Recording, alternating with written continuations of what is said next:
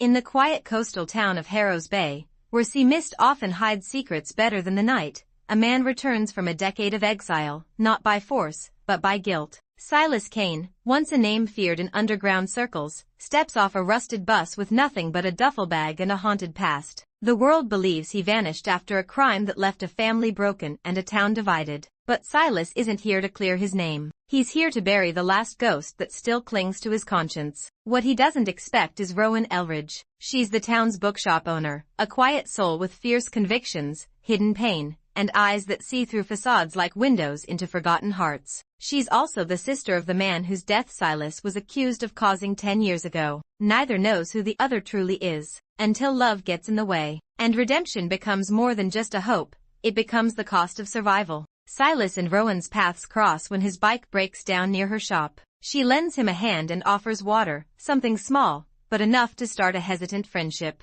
Neither knows their shared history. The tension begins when Silas, unaware of her identity, starts falling for her gentleness, her fire, and her trust in people like him, people no one else would give a second glance. But when he sees her brother's photo on the wall of the bookshop, everything changes. He should walk away, he doesn't. Instead, he keeps his identity hidden, hoping to somehow make peace before confessing. But guilt becomes his jailer, and the love blooming between them becomes a time bomb. Rowan, on the other hand, starts noticing his silences, the way his hand trembles when he sees Elijah's picture, the pain in his eyes whenever she talks about her past. She senses a connection, an unspoken wound they both carry, but doesn't yet know why. A former gang member from Silas's past arrives in town, stirring rumors and threatening to expose Silas's identity. Rowan's father, a retired sheriff, begins investigating Silas without her knowledge, suspicious of the drifter who seems too familiar. Silas battles with shame and the fear that he's unworthy of love or redemption. Rowan battles with the fear of betrayal. After spending years building walls, can she trust someone again? Silas's motorcycle breaks down near Rowan's shop. She helps him, drawn to his quiet demeanor. They exchange barely more than names. But when she offers him coffee, and he notices a quote from Les Miserables on her wall, "Even the darkest night will end and the sun will rise," he's shaken. It was the same quote Elijah used to say before every fight. Unintentional bonding. Silas volunteers to fix her delivery van in exchange for old books. He begins helping out in her shop, subtly drawn into her world. Rowan watches him befriend a troubled teen, Danny, whose story mirrors Silas's own youth. During a power outage, they find shelter together in the bookshop. They talk about loss, second chances, and she reads him a letter she wrote to her late brother. He kisses her, overcome by emotion, but pulls away, guilty, whispering, "I'm not who you think I am." The gang member from Silas's past publicly reveals his real name during a town festival. Rowan is stunned. Silas tries to explain, but she walks away, broken, feeling betrayed not just by his lie but by her heart for trusting him. Rowan discovers a flash drive Elijah hid before he died. It contains a recording that reveals the real killer. Elijah had taken the fall to protect someone else from the gang. Silas had been trying to stop the fight, not start it. He'd carried the guilt for nothing. Danny, the teen Silas had mentored, is lured by the same gang. In a climactic scene, Silas risks his life to save him, taking a brutal beating and almost dying. Rowan visits him in the hospital, holding his hand as she weeps. Rowan discovers a flash drive Elijah hid before he died. It contains a recording that reveals the real killer.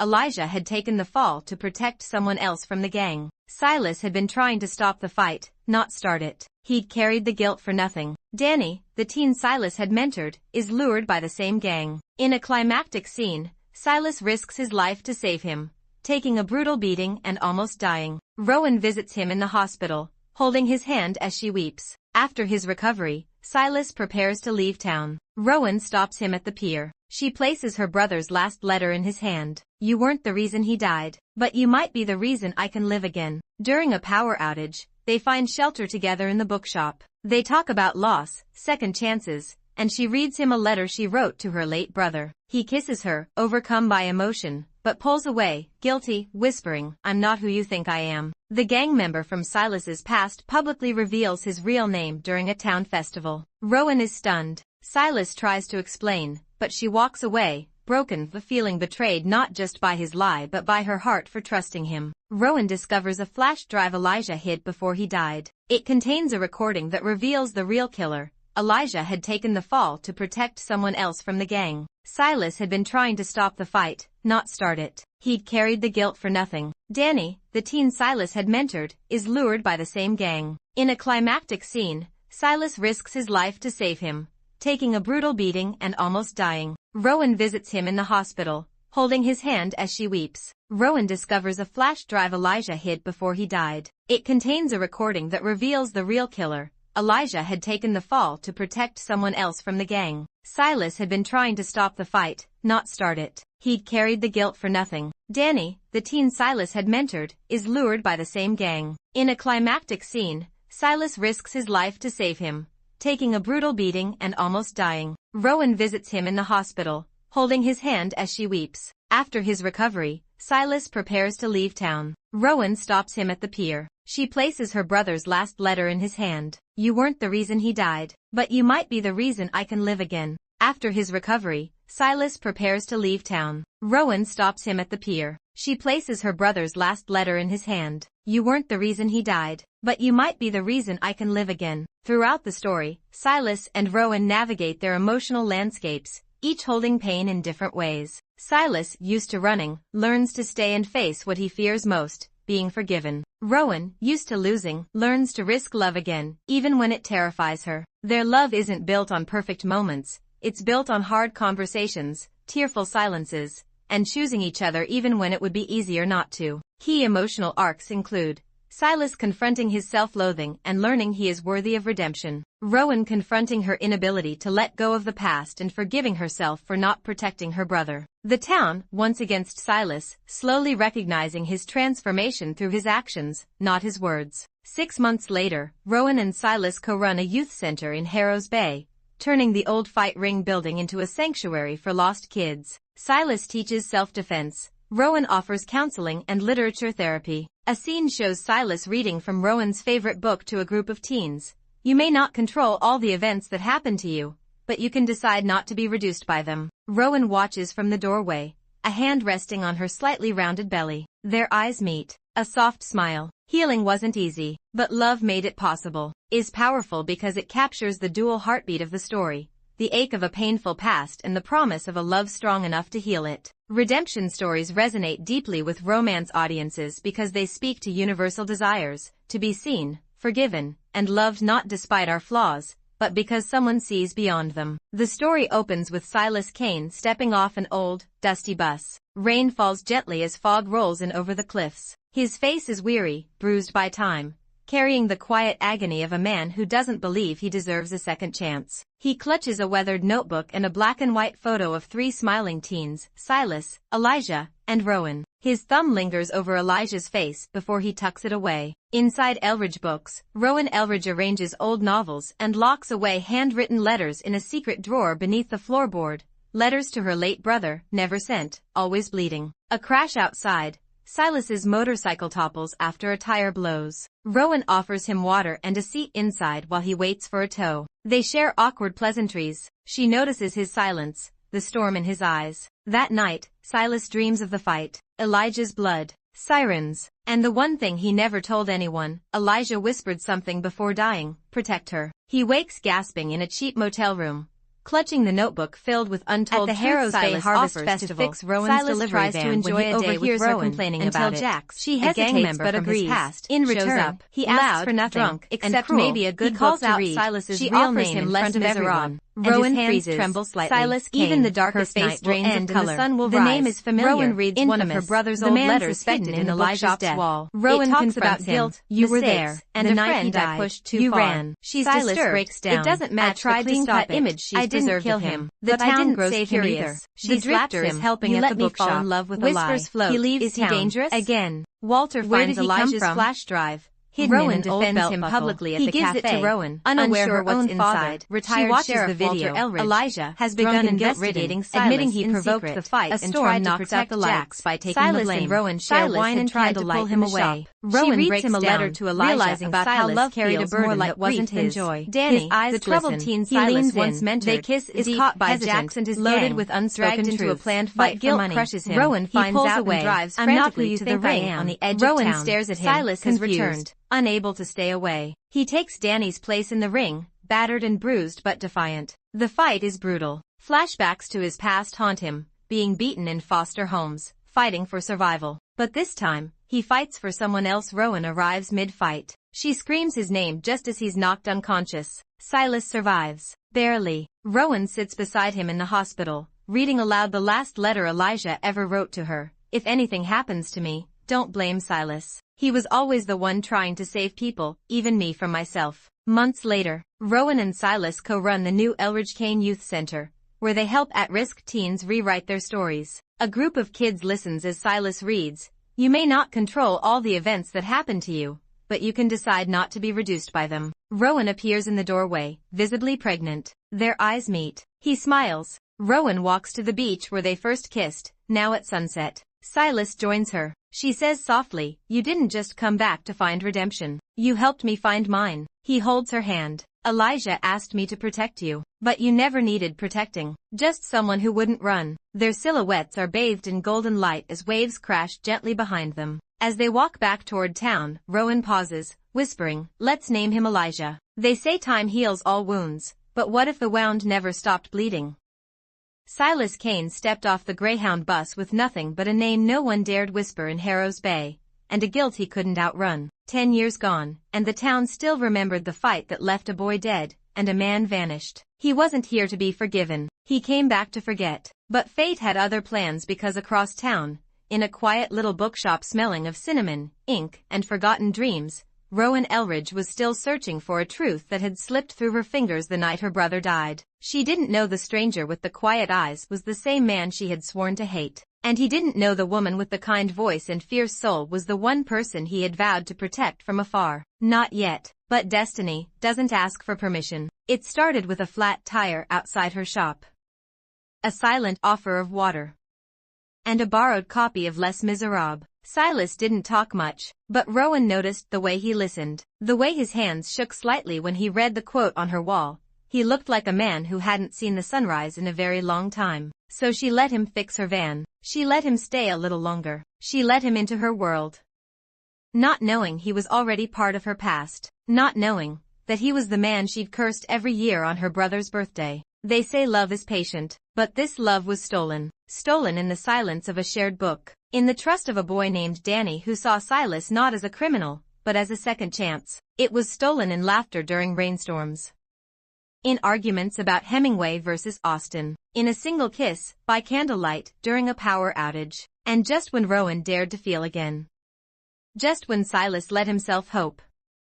Truth came crashing down. Jax, a ghost from Silas's past, exposed everything at the town festival. Rowan's world shattered. The man she loved was the man who ran the night her brother died. He didn't fight her anger. He didn't defend himself. Because maybe, deep down, Silas believed he deserved her hate. So he left. Again. But love has a strange way of digging up what's been buried. And when Rowan found the flash drive, Elijah's last confession, everything changed. Her brother hadn't been a hero. He had started the fight. Silas hadn't run from guilt. He'd carried it for them both. And now, another boy was in danger. Danny. This time, Silas didn't run. He walked into the underground ring alone. He bled for the boy. He fought for his soul. And when he fell, unconscious, Rowan was the one who caught him. 6 months later, the place where fists once flew and blood stained the floor became a sanctuary. The Elridge Kane Youth Center opened its doors to the broken, the forgotten, the angry. And together, Rowan and Silas taught them this truth. You are not the worst thing you've ever done. You are the love you choose to give. One evening, Silas read aloud to the teens, "You may not control all the events that happen to you, but you can decide not to be reduced by them." He looked up, and there she was, Rowan, smiling in the doorway, her hand on her growing belly. And in that moment, everything made sense. Love hadn't erased their pain. It had given it purpose. On the edge of Harrow's Bay, where the sea meets the sky, they stood together, silhouetted by the setting sun. She whispered, "Let's name him Elijah." And he, with tears in his eyes, replied, "Then he'll carry the best of us both." Because redemption isn't earned through punishment, it's found in forgiveness, in courage, in choosing love when fear is easier. This was not just a story of lovers. It was the story of a soul set free, and a woman who believed that even the darkest night would end. Sometimes, the ones who've walked through fire aren't the ones we fear. They're the ones who know how to hold us when we're burning. Silas Kane didn't ride in on a white horse. He came with scars, silence, and a truth too heavy to carry alone. But Rowan. She didn't just fall in love with who he was. She fell in love with who he was trying to become. Because real love doesn't wait for perfection. It chooses to stay, to forgive, to believe that even shattered hearts can still beat strong, together. And in a world that so often gives up too soon. Their love became a quiet rebellion against the odds. A woman walks into a church on the eve of her wedding, only to find the man she was meant to marry isn't the man waiting at the altar, but the stranger who is, knows her secrets. All of them. And he only came back for one reason. Some stories don't end with a grand finale. They end with a quiet choice. To wake up next to someone. To stay even when it's easier to walk away. For Silas, love wasn't a lightning bolt. It was 1,000 small decisions to believe he could still be worthy. And for Rowan, forgiveness wasn't forgetting. It was remembering everything and choosing to love anyway. They didn't erase the past. They built something stronger because of it. Scene fades into Rowan holding her newborn in her arms as Silas reads from a worn-out journal beside her. On the wall behind them, a framed photo of Elijah and a quote painted above it. "We are more than the moments that broke us." They named him Elijah, not to glorify the past, but to honor the man he should have become, and the man Silas dared to be. Years later, Rowan found a letter tucked inside the back of the book Silas had once borrowed. It was Elijah's handwriting. A letter meant for Silas. "If anything happens to me, don't disappear. Don't let guilt raise its voice louder than love. You protected me more than I ever deserved. Now go protect her. She's your second chance." Rowan never told Silas she found it. She didn't need to, because some redemption stories don't need to be spoken. They just need to be lived. Visuals slow to soft, cinematic pacing. Silas and Rowan walk the beach with their son between them, the boy racing ahead into the waves. Narrator, closing lines, poetic and powerful. They walked forward. Not because the past didn't matter, but because love had finally whispered louder than regret. And in that whisper, they found peace. You've just witnessed a love story born from ashes. A tale of reckoning. Of restoration. Of choosing love even when the heart says it's too late. Years passed, but their story was never forgotten. The Elijah Center didn't just become a place for troubled boys. It became a sanctuary, a refuge, a second chance, for anyone who believed they didn't deserve one. Rowan led creative writing classes in the sunroom, where pain became poetry. Silas taught self-defense, not to fight others, but to protect yourself from who you used to be. And their son, Elijah Kane too. He grew up hearing bedtime stories that weren't just fairy tales, but real love stories. Stories of broken people who chose each other anyway. But just when peace settled like dusk, a ghost from the past returned. Jax, changed, quiet, empty-eyed. He stood at the edge of the center. Not with threats, but with a crumpled flyer in his hand, Rowan's handwriting on the corner. He didn't ask for forgiveness. He didn't expect mercy but Silas.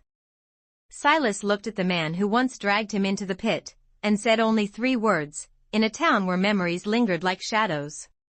The light finally stayed, because love didn't just redeem one man. It redeemed everyone who believed that pain had to be permanent. This wasn't just Silas and Rowan's love story. It became a movement, a quiet revolution, and in every boy who walked through that door, every heart that had been told they were too far gone, they found proof that even the worst mistake can lead to the most beautiful purpose. The pain no longer echoed through the hallways. Instead, there was music, laughter, and the gentle rhythm of healing, alive in every voice. Silas never stopped telling his story, not to relive the past, but to prove it never had the power to define him. And Rowan?